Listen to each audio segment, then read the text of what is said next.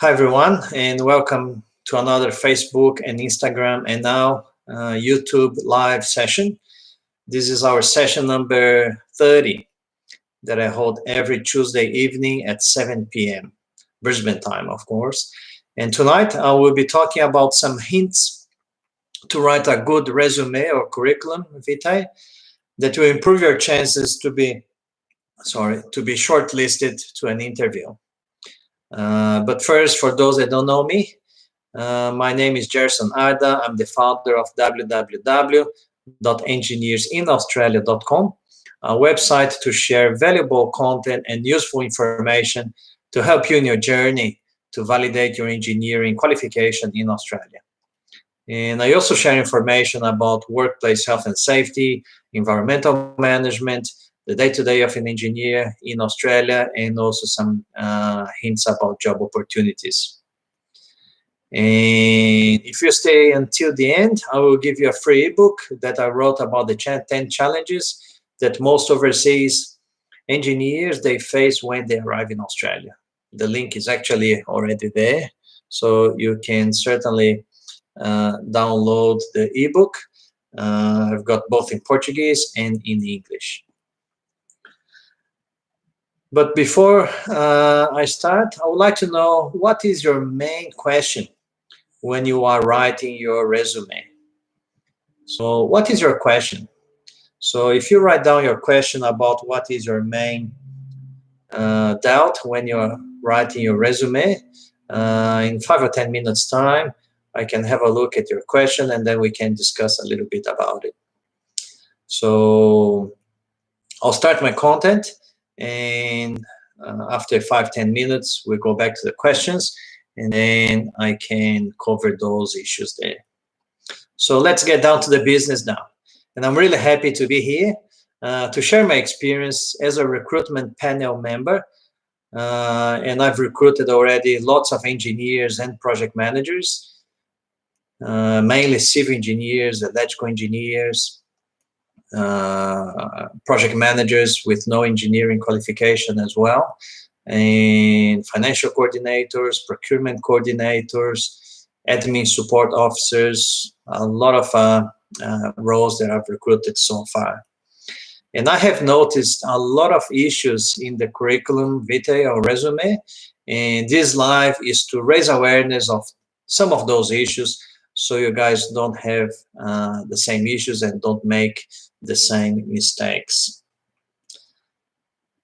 So once you arrive in Australia as an overseas professional, obviously you face the challenge in terms of English language.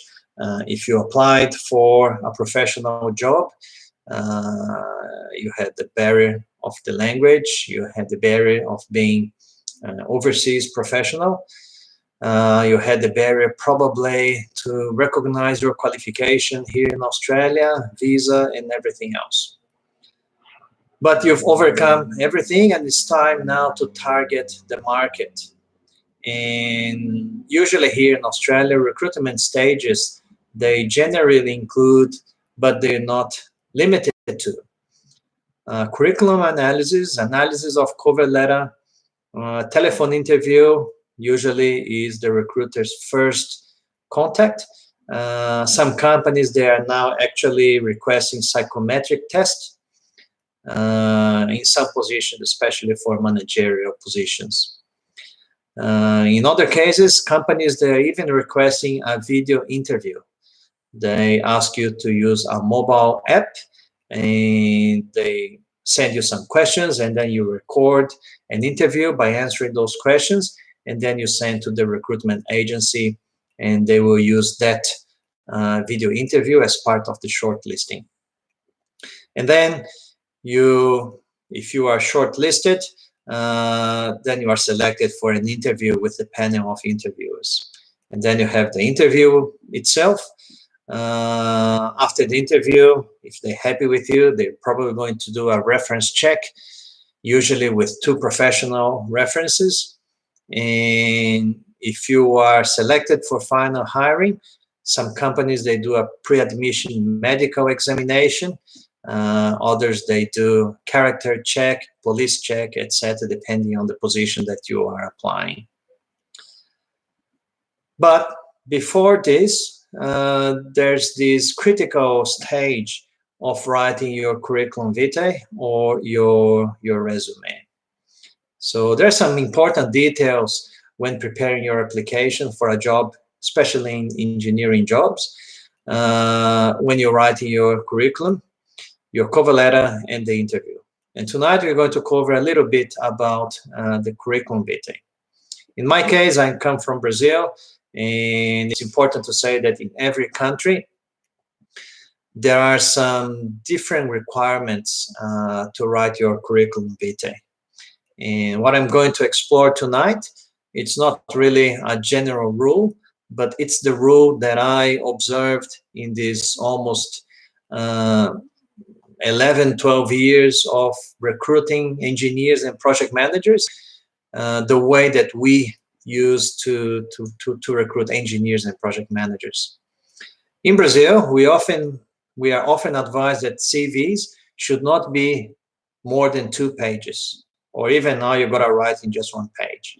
But here in Australia, it is normal to have resumes of several pages detailing the results achieved and personal attributes, especially soft skills.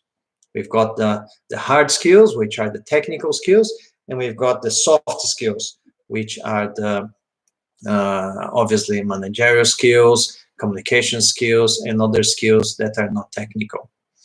And the Australian market is increasingly competitive, and the distribution of job offers spreads at a much faster rate. So having a strategically crafted resume can make the difference between being selected or not selected to an interview. So I'm going to give, I think, 3 or 4 hints that are based on my 15+ years of experience here in Australia, interviewing people and recruiting people. I'm not a recruiter myself, but I participated in several recruitment panels as a panel member and as a panel chair as well.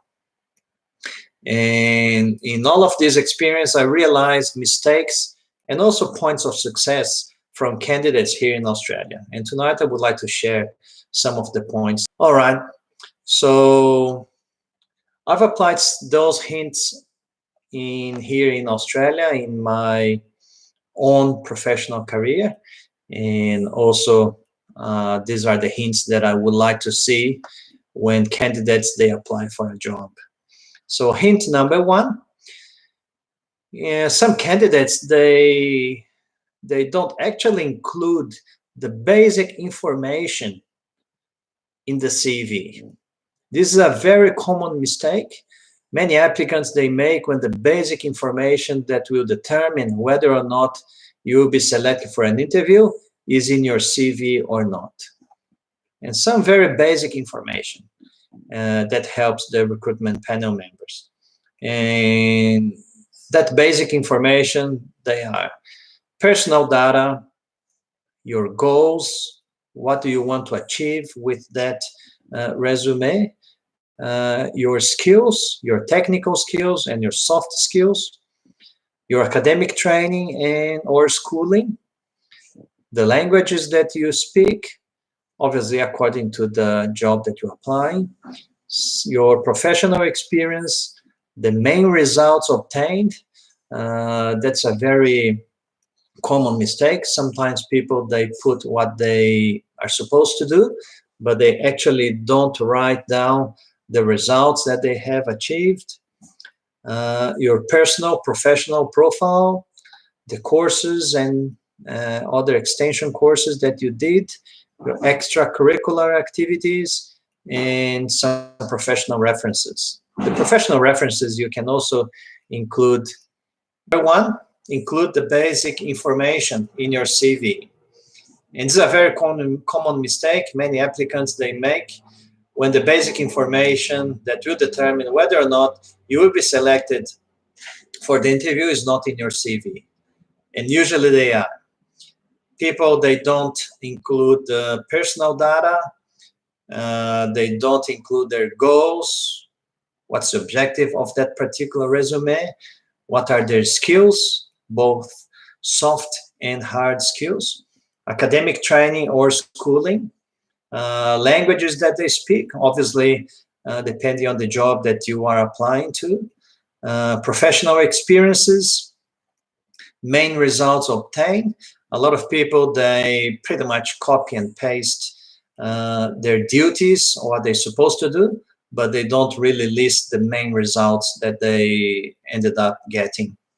Some personal and professional profile, the courses that you did, some extracurricular activities, and professional references. Number two, it's probably a good idea to customize your curriculum. Another common mistake for the applicant is to use the same curriculum vitae template and content for all vacancies that they apply. It's very, very common. I see a lot of curriculums that they probably been prepared for a different type of job. And let's say we advertise for an engineer, and then somebody is applying with a curriculum that's pretty much just generic, does not really have any experiences or results in terms of engineering. Looks like that the candidate put together a generic template of the resume and sent to every single job. So the CV must be personalized and customized for every vacancy that you are applying. So this does not mean that you need to kind of make up experiences or not really telling the truth, but you need to align your skills with the vacancy offered, especially if you have a lot of experience, especially if you have a lot of different experiences. You will have to customize your CV to that particular job opportunity. So this means that you must emphasize the specific experiences you have had and include in the body of your CV that addresses the skills or selection criteria required by the company. I had a question from, I think I lost it. I had a question from Fernanda, but because we reconnected, I ended up losing that question. Sorry, Fernanda. I will go back to the stories and I will send you the response for that particular question. Well, Flavian is saying that Facebook sound is working well.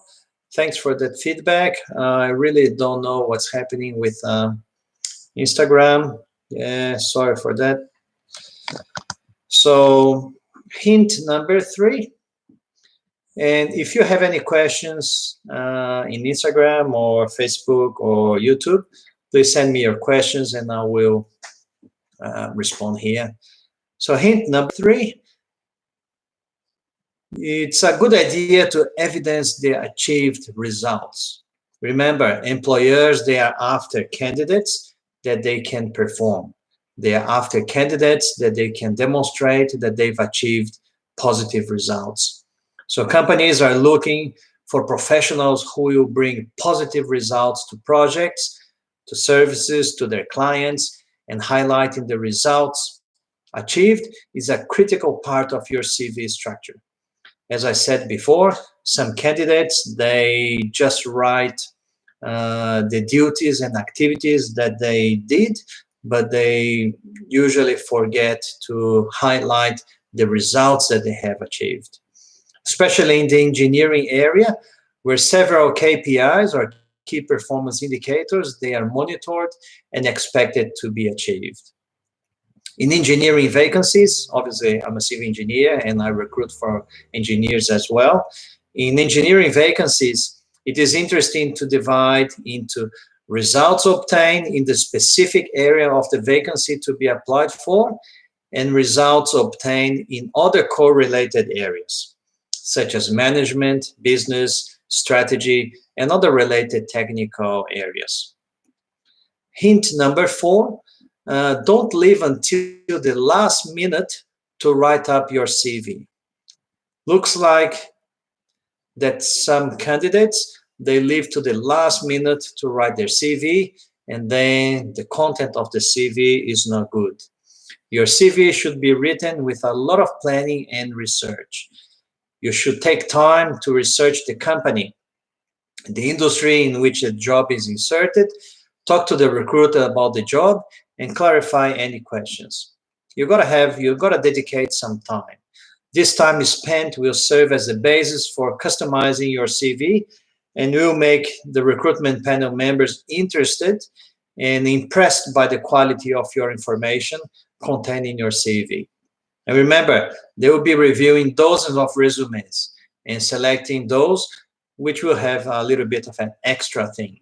So when you are researching about the company, when you're researching about the job or about the position, you can tailor in your CV similar experiences that you've done, similar results that you have achieved, and that will match with the customized item that I just spoke just before. Especially when you are looking for social networks or social media, Facebook, even Google, you could research projects in their website, and you can actually then customize similar experiences or similar projects that you have achieved. So usually panel members, they'll be quite impressed if you detailed some similar experiences, because if they are recruiting for a particular project, recruitment panels will probably appreciate to have someone that had already similar experiences, so they don't need to spend a lot of time in onboarding or inducting new employees. I can see that Fernanda joined back. Sorry, Fernanda, but I lost your question in this disconnection. So if you can send your question again, I will read out and I will respond. And in my Facebook page, Engineers in Australia, I put an inquiry about what's the best date for us to do this live session. Last year, I did similar inquiry. And last year, Tuesday, 7 p.m. was a better date. But I can see that now people, because I asked the question, I'm asking the question if Saturday or Sunday is a better date, or if I should stick with Monday, between Monday and Friday. So far, Saturday and Sunday, they are getting more votes. I think I had some 20 votes for Saturday and Sunday, and just a few votes for Monday to Friday. So I'm probably going to shift the date of these live sessions to either Saturday or Sunday. And I'm going to do another inquiry about the time, if it's going to be Saturday early morning or Sunday early evening. Sorry, Fernanda, I did not reply to your question. So if you can write down your question again, I will reply. I don't know if my English also with the issue with the connection is probably bad, but se você puder colocar sua pergunta de volta, eu vou responder agora, porque eu perdi a sua pergunta por causa da conexão. So probably in future lives, I'm going to talk about the cover letter as well, which is a very important document when you are searching for your first professional job in Australia. It's a combination of the resume, cover letter, and certainly the professional interview. So yeah, unfortunately, I don't know what's happening with Instagram. The connection, Fernanda is saying that connection is breaking up still. Yeah, that's unfortunately. Facebook sound is working well. Fernanda is saying, I don't have an experience as an engineer. but she's got experience as an intern and as a translator trainee. So how should we, or how should she put that in the CV? Yeah, that's a very good question. That's a very good question, Fernanda. Obviously, if you don't have an experience as an engineer, you will try to get your first job, or probably one of the first jobs as a professional engineer or a graduate engineer. And when we are recruiting for graduate engineers, obviously we don't expect to see work experience with graduates. It's more about the attitude. It's more about the positiveness as a graduate engineer. So if we are hiring a graduate engineer, we would like to see somebody. Yeah, she's not understanding. Yeah, that's all right. So it will be in the edited reply. But if you're applying for a graduate engineer, we are going to certainly look for a graduate engineer that has positive attitude, that's really keen to learn, that has obviously good academic records. It has a lot of interest in what the graduate engineer is going to do in the company, and a graduate engineer that we can see that will bond with the team, a graduate engineer that's going to be learning and will have a good future with the company. So I'm really sorry for the connection, but I will have to edit the video in YouTube, and you guys will have to watch in the edited video there. So that's pretty much it for tonight. Really sorry for the connection. I don't know what's happening with Instagram. Facebook looks like it's working all right. YouTube probably working all right as well. So I will have to do some tests, and potentially in the next live sessions, I'll have to do just with Facebook or YouTube. So if you have any question, please send an email to admin@engineersinaustralia.com, or leave in the comments and I will reply to the comments. If you haven't done the download of my ebook, 10 challenges that overseas engineers they face when they arrive in Australia, the link is in the comments. You just need to give your name, your email address, confirm the email address in an email, and then the PDF file is going to be sent to your inbox. And if you are in Brisbane, tomorrow, the 26th of February, I will be at the Hello Australia Education Fair. I will be there from 4:30 p.m. and I will have a presentation about the validation process from 5 p.m. until 6 p.m. And for those that are not in Brisbane and cannot attend the education fair at the Hello Australia, we'll be trying to broadcast live as well in my Instagram page. So hopefully the connection will be better tomorrow. So I would like to thank you very much for your attendance, and really apologize for the connection issue. And I'll see you next week, either probably Tuesday, still next week, still probably Tuesday, 7 p.m. Brisbane time. But then in 2 weeks' time, I'm probably going to change the time and date according to what suits better to you guys. Thank you very much, and bye-bye.